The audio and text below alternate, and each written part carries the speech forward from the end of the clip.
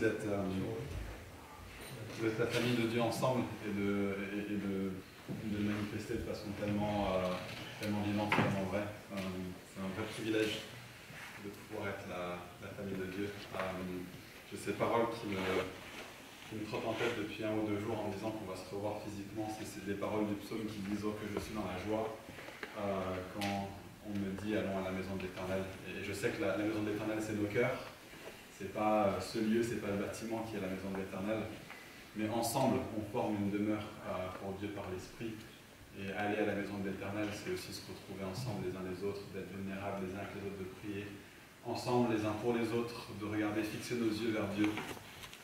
Et je vous invite à faire ça encore ce matin à travers ce message. On reprend notre série dans 1 Corinthiens après quelques semaines de pause.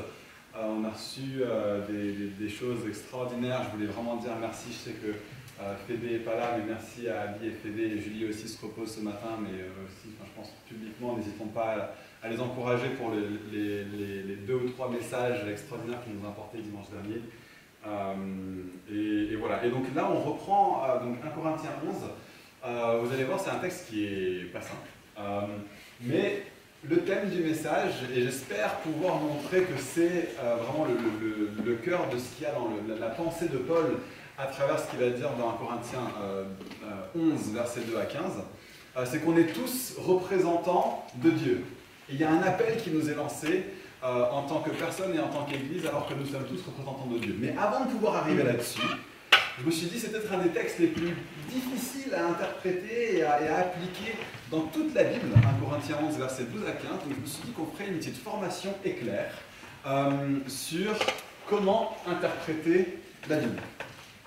Et ce que je vous propose, c'est qu'à travers cette formation éclair, où j'espère prendre moins de 7 minutes, moi j'ai besoin d'un timer parce que je suis trop loquace sinon, mais j'espère en faisant cette formation éclair, allez, c'est 7 règles, donc on va les faire en 7 minutes. Il est 33, ce qui me conduit jusqu'à 26, c'est ça? Je ne suis pas bon en maths.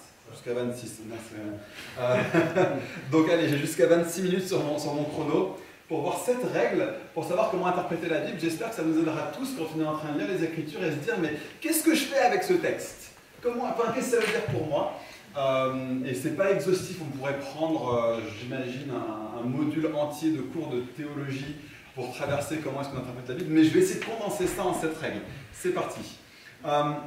Règle numéro 1, c'est ce que j'appelle l'axiome. Donc c'est un mot qui est scientifique, qui veut dire, en gros, c'est le truc qu'on pose de base et sur lequel on bâtit tout le reste. Donc c'est un présupposé qui est là, et s'il est vrai, alors tout le reste a du sens.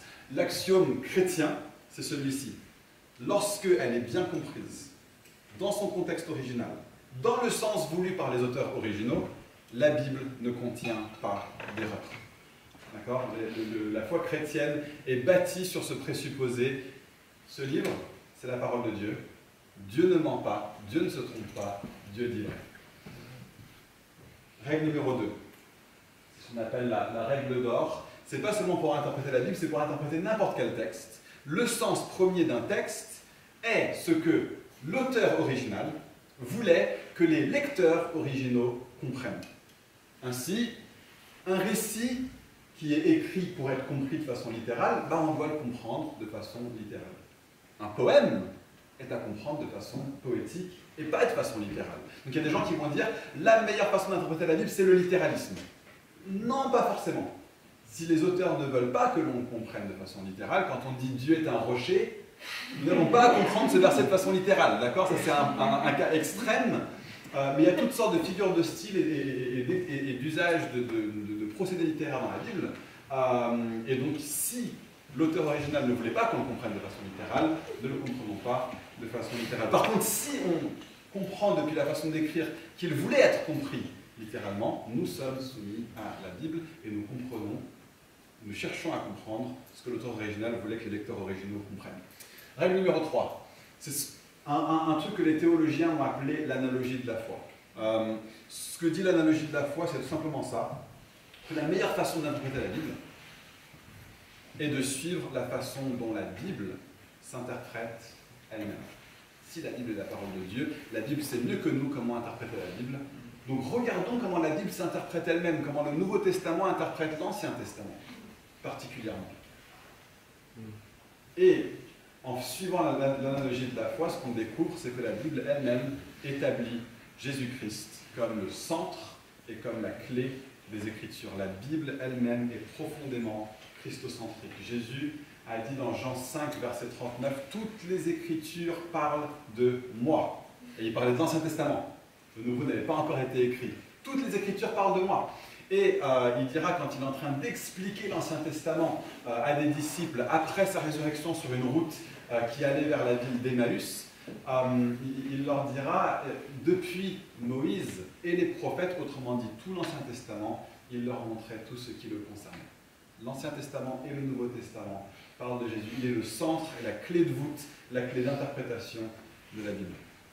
Règle numéro 4, le récit.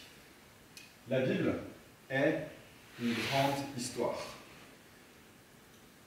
C'est le format de la Bible. La Bible est écrite comme une histoire, comme un récit. De telle sorte qu'un commandement normatif pour des personnes dans une époque du récit ne s'applique pas nécessairement à des personnes vivant dans un autre moment du récit.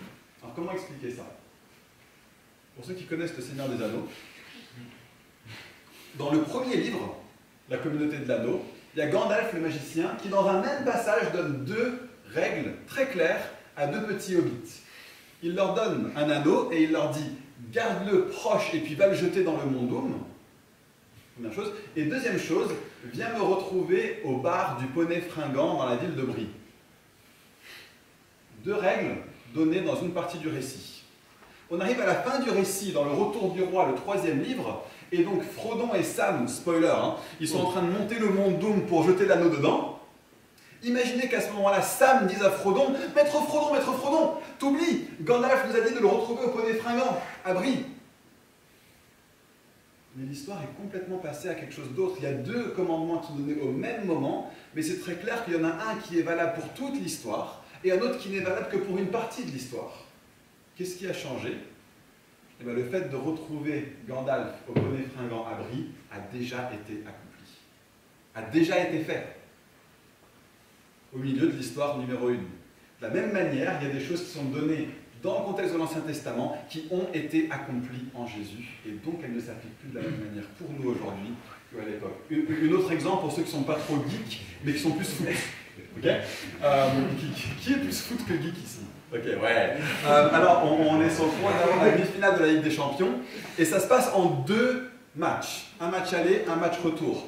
Et donc, au premier match, le coach du PSG, Pochettino, ça se dit comment en français? Pochettino, il dit à ses joueurs, ok, on joue tout sur l'attaque, ok, on joue tout sur l'attaque, on les attaque, voilà comment on fait, voilà le plan du match, ok. Et ce qui se passe, c'est qu'en ayant cette tactique-là, match aller, PSG gagne 2-1 à l'extérieur, 2 buts à l'extérieur, les choses sont en main. Et donc pour le match retour, il va dire à son équipe, ok, on joue la défense, d'accord? On joue la défense cette fois-ci, on joue serré à l'arrière. Admettons que les coéquipiers, enfin que les joueurs du PSG arrivent sur le terrain et ils se disent, ok, le coach avait dit tout pour l'attaque, donc on va jouer tout pour l'attaque. Non, il y a une nouvelle situation, les choses sont différentes dans le match retour, parce que quelque chose a déjà été accompli au match aller. De la même manière, la Bible est une grande histoire. Des commandements qui sont donnés dans une partie du récit ne s'appliquent pas nécessairement pour nous dans l'autre partie du récit. Dans quelle partie de l'histoire faisons-nous partie? Nous faisons partie de la Nouvelle Alliance, règle numéro 5. La partie du récit à laquelle nous appartenons est le Nouveau Testament. Ainsi, tout ce qui est demandé des croyants de façon générale dans le Nouveau Testament est demandé de nous. Et tous les exemples dans le Nouveau Testament peuvent servir d'exemple à imiter pour nous de façon plus forte et plus claire dans le Nouveau Testament par rapport à l'Ancien Testament. Maintenant, il faut le nuancer avec la règle 6, les particularismes. Ce qui est demandé à une personne précise dans le Nouveau Testament n'est pas nécessairement demandé de nous tous. Ce qui est demandé à cause d'une circonstance donnée n'est pas demandé de nous nécessairement. Donc quand Paul dit à Timothée « Va chez Carpus et prends-moi les manuscrits et mon manteau et retrouve-moi avant l'hiver », on n'a pas, nous, à faire le tour de la Méditerranée à chercher les manuscrits de Paul, d'accord? Ça me semble assez clair. Mais ça s'applique aussi de façon plus large. Quand Jésus demande quelque chose de précis à une personne, ça ne veut pas nécessairement dire qu'il le demande à nous. Par contre, ça peut être quelque chose qui est là pour notre imitation de façon appropriée et de façon contextuelle. Dernière règle, la traduction culturelle, et celle-ci est particulièrement pertinente pour notre texte ce matin. Certains éléments dans la Bible, dans le Nouveau Testament, relèvent de ce qu'on pourrait appeler des us et coutumes d'une époque, ce qu'on va appeler des symboles culturels. Pour bien obéir à ces symboles culturels, nous devons les traduire. Donc, pour donner un exemple contemporain, c'est moins le cas aujourd'hui parce que la société évolue avec Internet, nos cultures ont tendance à se normaliser un petit peu. Mais en Italie, dans le sud de l'Italie, dans les régions un peu traditionnelles où il n'y a pas beaucoup de personnes qui sont, on va dire, d'une génération plus jeune, il ne faut absolument jamais faire ça à quelqu'un. Ça ne voudra pas dire bien joué mec. C'est l'équivalent du majeur. En Hongrie, pareil, ça se normalise maintenant, mais traditionnellement en Hongrie, ça veut dire oui. Et ça veut dire non. Un symbole culturel ne veut pas nécessairement dire la même chose dans une culture par rapport à une autre. Et parfois, un symbole culturel a besoin d'être traduit. Le lavement des pieds, quand Jésus lave les pieds des disciples dans Jean chapitre 13, ça voulait dire quelque chose de très particulier dans la culture de l'époque. Nous n'avons pas nécessairement à faire la même chose aujourd'hui, à se laver les pieds quand on arrive le dimanche et qu'on se retrouve en famille. Par contre, il y a toutes sortes d'autres choses que nous pouvons faire pour symboliser la même chose. Nous nous servons les uns les autres. Nous sommes au service les uns des autres, de façon radicale, de façon même contre-culturelle. Ça, c'est comment obéir au fait que Jésus nous demande de nous laver les pieds les uns les autres. Il y a des traductions culturelles, j'ai pris plus de temps que 7 minutes, mais c'est la fin de la formation est claire, et maintenant on passe au texte compliqué. Ça va? Jean 1 Corinthiens 11, versets 2 à 15. C'est Paul qui écrit « Je vous félicite de ce que vous vous souvenez de moi à tout point de vue et de ce que vous retenez mes instructions telles que je vous les ai transmises. Je veux cependant que vous sachiez ceci. Christ est le chef de tout homme, l'homme est le chef de la femme, et Dieu est le chef de Christ. Tout homme qui prie ou qui prophétise la tête couverte déshonore son chef. Toute femme, en revanche, qui prie ou qui prophétise la tête non couverte déshonore son chef à elle. En effet, c'est exactement comme si elle était rasée. Si une femme n'a pas la tête couverte, qu'elle se tonde aussi les cheveux. Et s'il est honteux pour une femme d'avoir les cheveux tondus ou d'être rasée, qu'elle se couvre donc la tête. L'homme n'est pas tenu de se couvrir la tête, puisqu'il est l'image et la gloire de Dieu. La femme, elle, est la gloire de l'homme. En effet, ce n'est pas l'homme qui a été tiré de la femme, mais la femme de l'homme. Et ce n'est pas l'homme qui a été créé à cause de la femme, mais la femme à cause de l'homme. Voilà pourquoi, à cause des anges, la femme doit porter sur la tête une marque d'autorité. Toutefois, dans le Seigneur, la femme n'existe pas sans l'homme, ni l'homme sans la femme. Car de même que la femme a été tirée de l'homme, de même l'homme naît de la femme. Et tout vient de Dieu. Jugez-en vous-même. Est-il convenable pour une femme de prier Dieu sans avoir la tête couverte? La nature elle-même ne vous enseigne-t-elle pas que c'est une honte pour l'homme de porter des cheveux longs, alors que c'est une gloire pour la femme d'en porter, parce que la chevelure lui a été donnée pour servir de voile? Si quelqu'un se plaît à contester, nous n'avons pas une telle habitude, et les églises de Dieu non plus. Parole du Seigneur.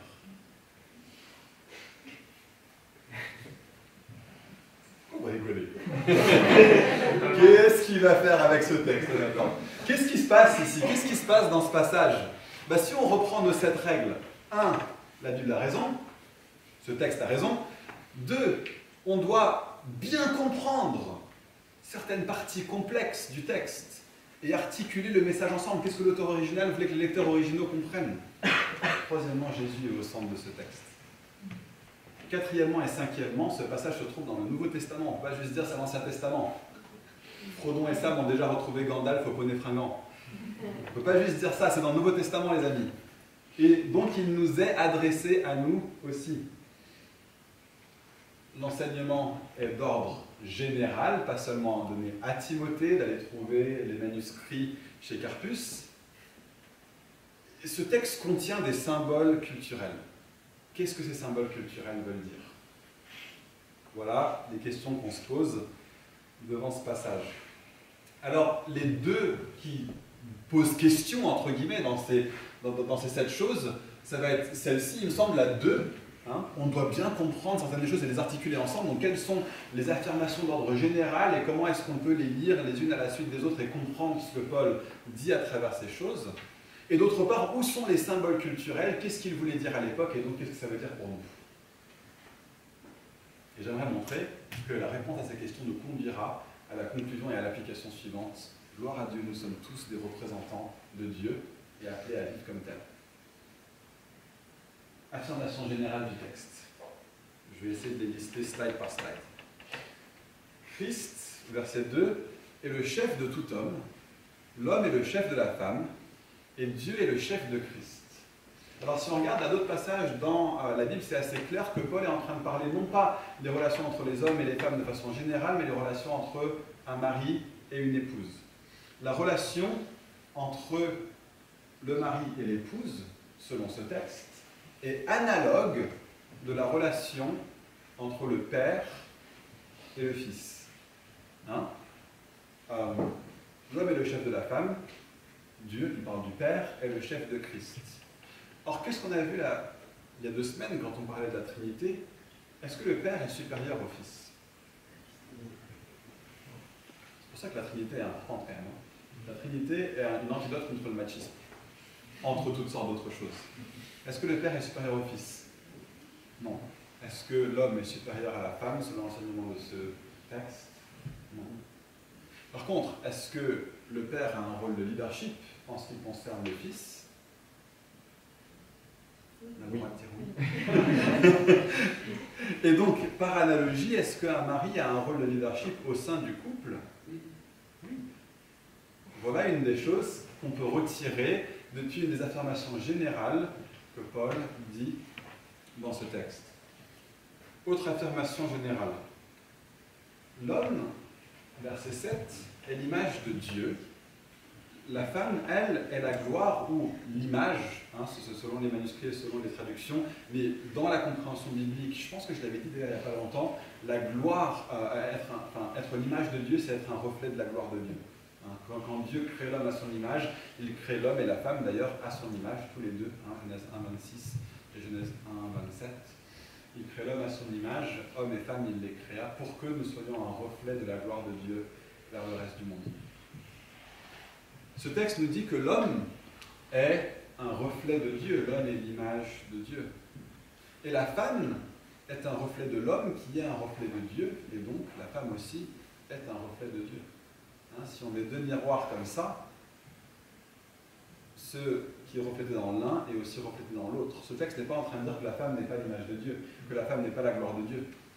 Il est en train de dire que l'homme est un reflet de Dieu ayant été créé à son image en Adam, et Ève a été créée, tirée d'Adam, de la même substance, de la même nature, avec ce même positionnement du reflet de la gloire de Dieu en tant qu'image de Dieu. Et donc oui, la femme a été créée par Dieu pour être l'image de l'homme, pour être la gloire de l'homme, comme l'homme est la gloire, le reflet de la gloire de Dieu. Mais ça ne veut pas dire que la femme n'est pas le reflet de la gloire de Dieu aussi, parce que l'homme l'est aussi. Et Paul n'est pas en train de nier le fait que la femme et que l'épouse, d'ailleurs, au sein d'un couple, ne reflète pas Dieu, au contraire. Si l'homme le reflète, la femme aussi. Et Genèse 1,26 et Genèse 1,27 est extrêmement clair. Nous sommes tous les deux créés à l'image de Dieu, hommes et femmes. Donc, puisque l'homme et la femme sont tous les deux l'image de Dieu, est-ce que la femme est inférieure à l'homme? Certainement pas. Nous sommes absolument égaux dans le fait que nous sommes l'image de Dieu, et c'est le fait que nous sommes l'image de Dieu qui confère la dignité à l'homme, de façon générale, à l'humain, à l'être humain. Parce que nous sommes tous à l'image de Dieu, il n'y a aucune supériorité ou infériorité. Par contre, est-ce que nous sommes différents? Ce passage indique qu'il y a une différence. Une troisième affirmation générale, et c'est la dernière, elle est plus longue cette fois-ci, et on doit couper quelques versets parce que Paul passe d'affirmation générale à application, à affirmation générale à application. Donc, versets 8 à 12. Ce n'est pas l'homme qui a été tiré de la femme, mais la femme de l'homme. Et ce n'est pas l'homme qui a été créé à cause de la femme, mais la femme à cause de l'homme. Donc là-dedans, il affirme une différence. Il dit toutefois, la femme n'existe pas sans l'homme, ni l'homme sans la femme. Car de même que la femme a été tirée de l'homme, de même l'homme naît de la femme, et tout vient de Dieu. Donc, selon Paul, là-dedans, est-ce qu'il y a une différence de rôle? Oui. Mais est-ce qu'il y a une différence d'honneur? Non. Au contraire, il y a une réciprocité d'honneur. Oui, dans l'ordre de la création, l'homme a été créé en premier et la femme tirée de l'homme. Par contre, en Dieu, à partir de ce moment-là, l'homme n'existe pas sans la femme et la femme n'existe pas sans l'homme. Il y a une réciprocité dans les relations mutuelles. Et il me semble que là-dedans, on a une vraie vision équilibrée, biblique, de relations au sein du couple et de relations en tant qu'homme et en tant que femme. Ça prendrait beaucoup de temps pour aller plus loin et pour creuser, on devrait faire des journées entières dessus. Ce texte en parle, il faut qu'on l'aborde de façon un petit peu frontale, mais ça pose peut-être beaucoup de questions. N'hésitez pas à venir en parler avec moi ou avec Kevin. Si vous voulez en parler avec une femme aussi, n'hésitez pas à en parler avec Rebecca ou avec Déborah. Vraiment, enfin, c'est important qu'on ait si ça suscite des questions, des interrogations, n'hésitons pas à en parler. Mais il me semble qu'une conclusion qu'on puisse tirer depuis ces passages d'ordre généraux, c'est ceci.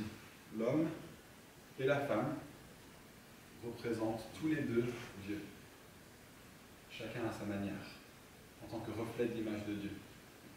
Nous sommes tous appelés à être des représentants de Dieu, clairement, et de le faire chacun à sa manière. Et donc la question « chacun à sa manière » nous conduit à la question « de quelle manière ?» Quelle manière? C'est bien beau de dire chacun à sa manière, mais à quoi est-ce que ça ressemble en pratique? Et c'est là que la culture entre en jeu. C'est là que dans nos cultures différentes, ça va s'appliquer de façon différente selon les cultures. Et Paul demande aux croyants dans la ville de Corinthe, à l'époque de Corinthe, de vivre selon les codes culturels qui dénotent la masculinité et qui dénotent la féminité dans l'Église. Et là, il faut qu'on se pose la question, quels sont les symboles culturels présents dans le texte et comment est-ce qu'ils marchent? Qu'est-ce que ça voulait dire à l'époque? Moi, j'en vois deux. Je vois la question de la longueur des cheveux et je vois la question du voile sur la tête. On se pose la question, est-ce que c'est quelque chose d'uniquement culturel ou est-ce que c'est valable en tout temps et en tout lieu? Je pense qu'on peut très facilement, pour la longueur des cheveux, affirmer que c'est quelque chose de tout à fait culturel. Pourquoi? Parce qu'en ce qui concerne la longueur des cheveux, il y a un passage dans l'Ancien Testament, dans Nombre chapitre 6, qui est ce qu'on appelle la loi sur le naziréat. C'est quoi le naziréat? Le naziréat était un type de vœu que les gens pouvaient faire pour se consacrer à Dieu de façon particulière à un moment particulier. D'accord? Et dans la loi de l'Ancien Testament, ils ont défini différentes manières de faire un vœu de piété particulière, de consécration particulière. C'est un peu similaire à des gens qui disent je vais prendre quelques journées de jeûne ou je vais prendre un temps entier où je ne suis pas sur les réseaux sociaux pour me consacrer plus à la prière. C'est un petit peu cet équivalent-là. Il y avait une façon de le symboliser à l'époque, et ce qui est intéressant, c'est que c'était à la fois une loi qui était valable pour les hommes et pour les femmes, et qui concerne la longueur des cheveux. Pourquoi? Je n'ai pas la réponse, de toute façon on n'a pas le temps de l'aborder, mais voici ce que dit la loi sur le naziréat. Transmet ses instructions aux Israélites. Lorsque quelqu'un, homme ou femme, se consacre tout particulièrement à l'Éternel en faisant un vœu de naziréat, pendant toute la durée de son vœu, le rasoir ne passera pas sur sa tête. Il n'y a pas de restriction de temps, ça peut durer 10 ans. On peut se dévouer à Dieu dans un contexte de naziréen pendant 10 ans. Les cheveux, ça pousse pendant 10 ans, si on est un homme, pour la plupart des hommes. Moi, ça commence à être moins ça, mais le rasoir ne passera pas sur ses cheveux. Il laissera pousser librement ses cheveux. Et le jour où prendra fin sa période de consécration, on le fera venir à l'entrée de la tente de la rencontre.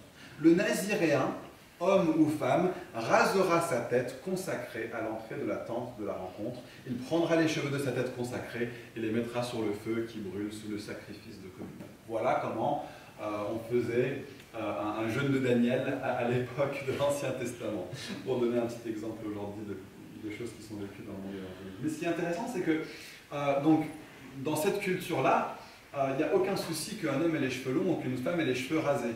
Dans une autre culture, ça choque profondément les gens que les hommes aient les cheveux longs ou que les femmes aient les cheveux rasés.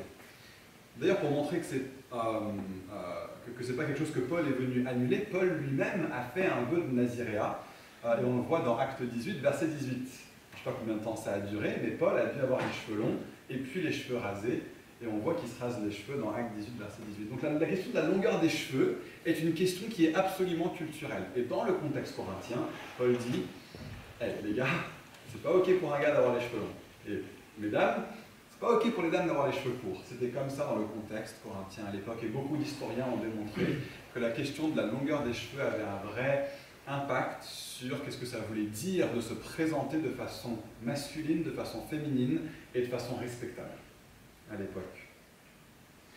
Donc ça, c'est la question de la longueur des cheveux. On a montré que c'est culturel, depuis même les Écritures, que c'est un symbole dans la culture de quelque chose d'autre qu'il y a dans le cœur.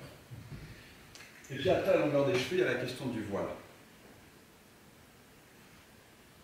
Beaucoup de sociologues ont démontré qu'il n'y a pas de vêtements, quel qu'il soit, qui soit anodin dans une culture. Aujourd'hui, on en a un nouveau. Ce serait faire une affirmation très claire de sortir dans la rue sans masque sur la tête aujourd'hui. Aucun vêtement n'est anodin. Aucune façon de se faire les cheveux, aucune décision, ou même aucun manque de décision par rapport à comment on se vêtit, n'échappe à cette réalité que c'est un langage, d'une façon ou d'une autre. Tout vêtement, dans toute culture, est un langage vestimentaire. Et plus une culture est une culture de type sophistiqué, plus il va y avoir des règles et des codes qui concernent le vêtement. La culture romaine était profondément sophistiquée, avec des lois et des règles. Des empereurs se prononçaient sur les nouvelles modes vestimentaires qui devaient être en place pour bien se présenter en société. Et une des choses qui était dite à travers le vêtement, c'est notre rapport à notre masculinité et à notre féminité. Il y a une historienne qui s'appelle Aline Roussel qui a écrit dans un livre qui concerne le rôle des femmes dans la Rome antique, qui a écrit donc son chapitre, il est en anglais, son chapitre, elle est française, mais son chapitre s'appelle Body Politics in Ancient Rome, la politique du corps ou des corps dans la Rome antique. Et elle dit ceci: un voile ou une capuche était là pour prévenir les gens, signifiant qu'elle, celle qui la portait, était une femme respectable et qu'aucun homme n'avait à l'accoster. Voilà ce que ça voulait dire dans l'époque de porter un voile à ce moment-là, selon l'historienne Aline Roussel. Donc, de quelle manière est-ce que Paul demande aux hommes et aux femmes d'être des représentants de Dieu, chacun à leur manière? De quelle manière est-ce que Paul le demande? Paul le demande aux croyants de vivre selon les codes culturels qui dénotent la masculinité et la féminité de leur temps et de leur lieu. Paul est simplement en train de dire: messieurs, comportez-vous de façon masculine, selon les modes et les codes de votre culture. Mesdames, comportez-vous de façon féminine. Ne niez pas la joie et la gloire et la beauté du fait que vous êtes créés hommes et femmes. Célébrez même le fait que vous êtes hommes et femmes, selon les modes et les codes de leur culture. Et aujourd'hui, les modes et les codes ont changé, mais on sait très bien qu'il y a des façons de se comporter, des façons de se tenir qui dénotent la masculinité, des façons de s'habiller qui dénotent la féminité. Et Paul est en train de dire, dans l'Église, pour nous aussi, soyons des hommes et des femmes qui assument et qui aiment et qui valorisent de façon visible, de façon tangible, le fait que je suis un homme et je ne m'en cache pas. Et je ne cherche pas à subvertir ça. Je suis une femme et je ne m'en cache pas et je ne cherche pas à subvertir ça. Alors pourquoi est-ce que c'est important pour Paul? Et pourquoi est-ce que c'est important pour nous? Pourquoi est-ce que Paul met un accent là-dessus? À cause de notre conclusion précédente. Que nous sommes tous, en tant que chrétiens, des représentants de Dieu. Alors, je fais de trop loin.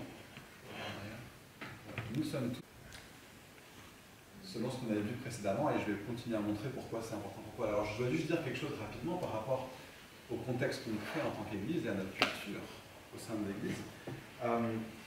Aujourd'hui, on est dans une société où les concepts de masculinité et de féminité sont parfois bafoués, parfois niés. La Bible ne nous permet pas de les nier. Par contre, si des personnes viennent parmi nous et qu'ils ont de la confusion par rapport à tout ce qui est masculinité et tout ce qui est féminité, est-ce qu'ils n'ont pas le droit de rentrer à l'Église?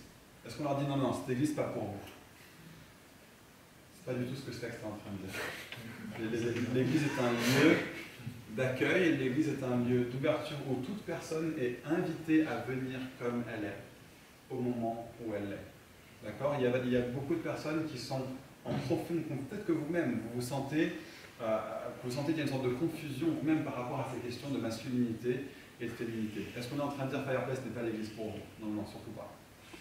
Pas seulement Fireplace, mais l'Église de Jésus-Christ de façon générale est l'Église pour vous. Parce que Dieu a les bras grands ouverts pour toutes ces créatures, tous ceux qu'il a créés. Vous êtes à l'image de Dieu et il vous aime. Soyez les bienvenus ici, même si ces questions-là ne sont pas réglées pour vous. Même si vous vous dites, j'ai du mal à assumer le fait que je suis un homme. J'ai du mal à même savoir ce que ça veut dire. Je n'ai pas réussi à me construire par rapport à ma masculinité. Idem pour tout ce qui est féminité. Il n'y a aucun souci là-dessus, mais vraiment pas. Mais Paul trouve ça important parce que Paul parle de ce qui se passe quand des personnes se positionnent comme des représentants de Dieu au sein de l'Église.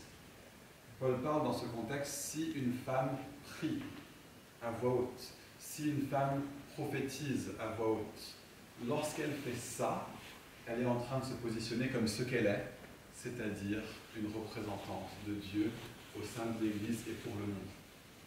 Donc comme on l'a vu il y a quelques semaines quand on a parlé de qu'est-ce que c'est que l'Église, l'Église, quand on se rassemble, est un contexte public. Tout le monde est invité, qu'il soit croyant ou pas croyant, tout le monde est invité. Mais tout le monde n'est pas un représentant de Dieu, nécessairement. Ceux qui sont représentants de Dieu sont ceux qui sont nés de nouveau, qui ont donné leur vie à Jésus, où Jésus est devenu le Seigneur et le maître de leur vie. Si vous n'avez jamais fait ça, c'est une invitation pour vous ce matin.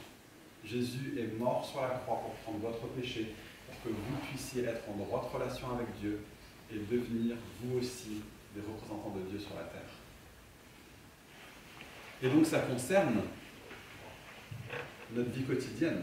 Dans notre vie quotidienne, si nous sommes nés de nouveau, si nous avons donné notre vie à Jésus, qu'il est devenu le Seigneur de notre vie, assumons dans notre marche quotidienne notre masculinité et notre féminité de façon appropriée pour notre culture. Soyons des exemples du fait que nous trouvons que c'est bon que nous soyons créés hommes et femmes. Dieu nous a créés hommes et femmes et c'est une profondément bonne chose. Et pas seulement dans la vie quotidienne, aussi dans l'Église. Nous sommes tous représentants de Dieu.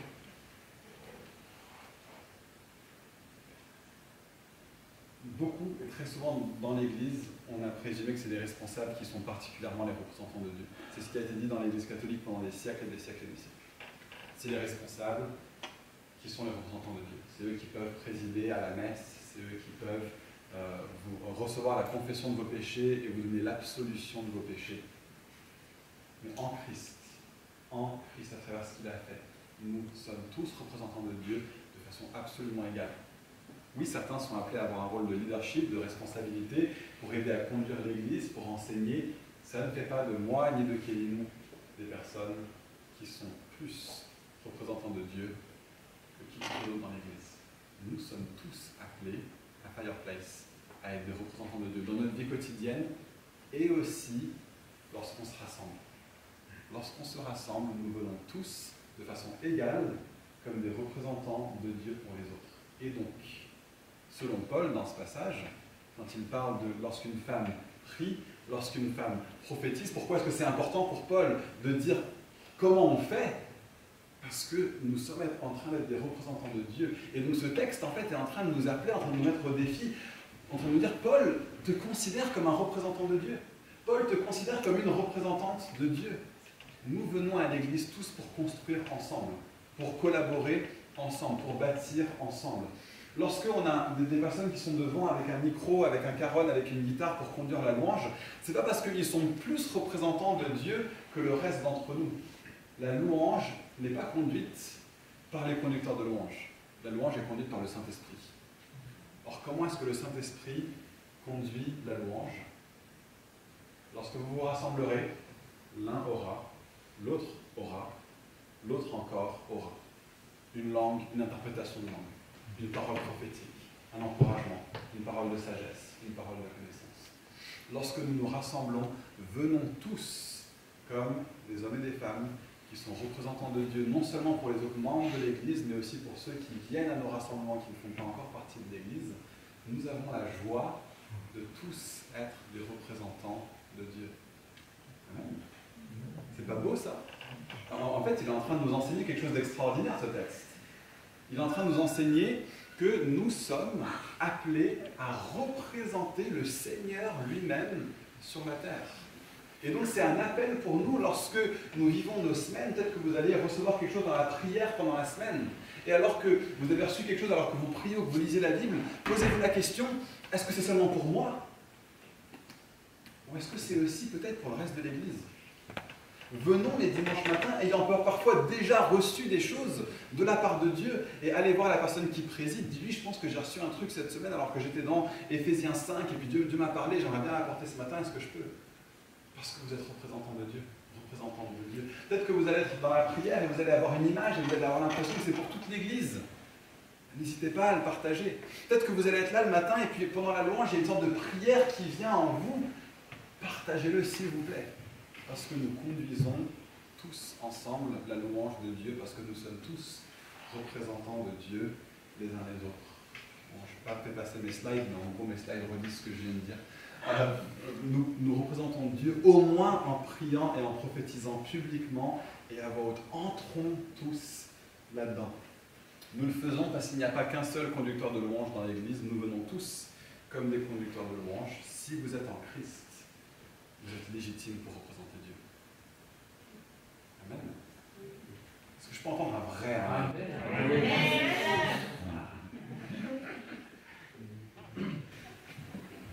Quand on se rassemble, de plus en plus, surtout si on n'est pas réunis sur Zoom, parce que je sais que sur Zoom c'est plus difficile, de lever la main, de prendre la parole, d'interagir avec la personne qui préside, je comprends. Mais lorsqu'on est présent physiquement, lorsque nous sommes en ecclésia, comme on l'a vu il y a quelques semaines, ensemble en église, l'un, selon les Écritures, aura, l'autre, au féminin, aura, un autre ou une autre encore aura. Je suis allé trop vite. Les amis, vivons cela. Soyons une église où tous ensemble, nous représentons Dieu, les uns pour les autres, les uns avec les autres, autant au niveau de l'église qu'au niveau du monde. Amen.